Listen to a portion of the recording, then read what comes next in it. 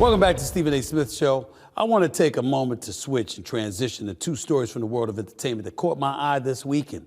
The first comes from the world of hip hop, which has roots in my hometown, Queens, New York. Did y'all see what my fellow Queens native LL Cool J said about his relevance and impact on the rap game? For those of you who didn't see it, check this out, please.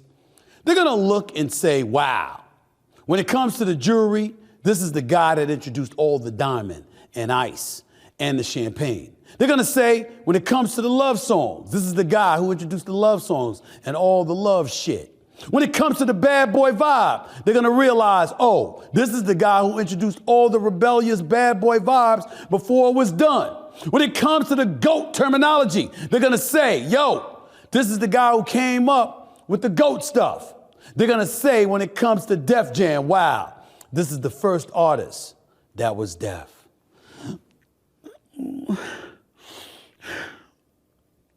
He's right. He's right. Think about it.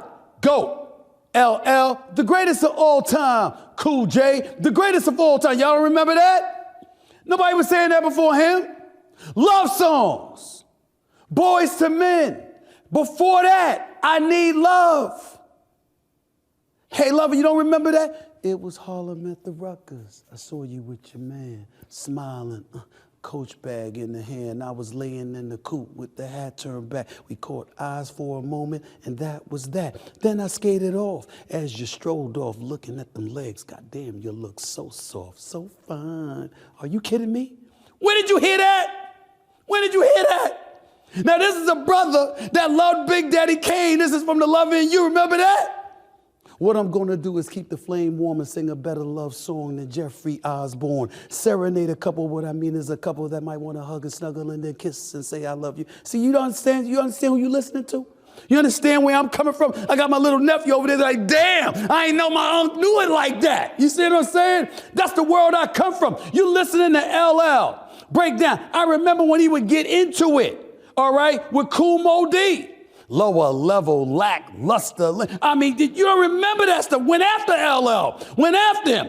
I remember when Cannabis tried to come after him. He said, can I bust? Yes, you can. I mean, Lord have mercy. Let's bring back memories. Let's bring back memories. I mean, everything you think about, everything LL said, and that quote that I read to you, he was right. He was right. He was right. Now, look. Let me grab my composure here for a second there because it's touching home for me right now. Let me explain something to y'all, all right? I love Jay-Z. To me, that brother's something special. Biggie, you know what I often fantasize about, ladies and gentlemen? And I throw this out to y'all. Little test for y'all. I want to know if Biggie and Tupac were alive, who would be bigger?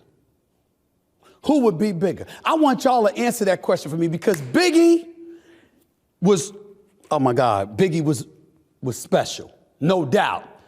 But the beats helped him too, which by the way, P. Diddy had something to do with, just so y'all know. But the beats helped him.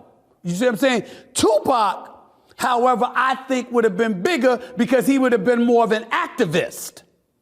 And as a result, because of the world that we're living in with the trying times and everything else, Tupac would have been doing, who Lord knows what he would have been doing.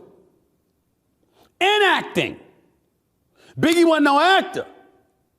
Tupac was. But you know who else is an actor? LL.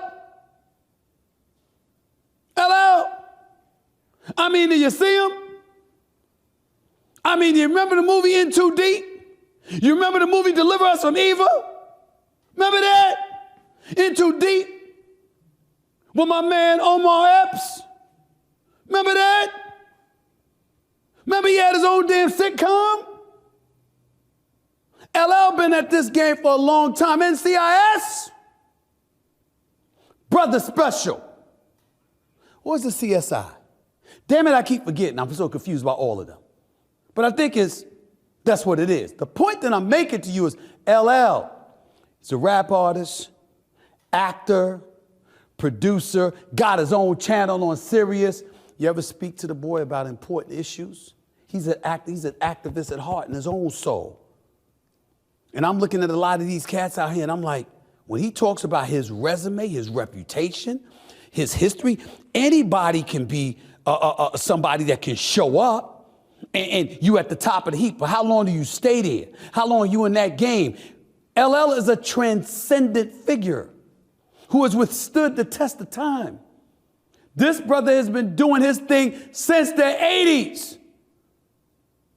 Since the 80s. I'm gonna knock you out. I mean, come on. This is who he is.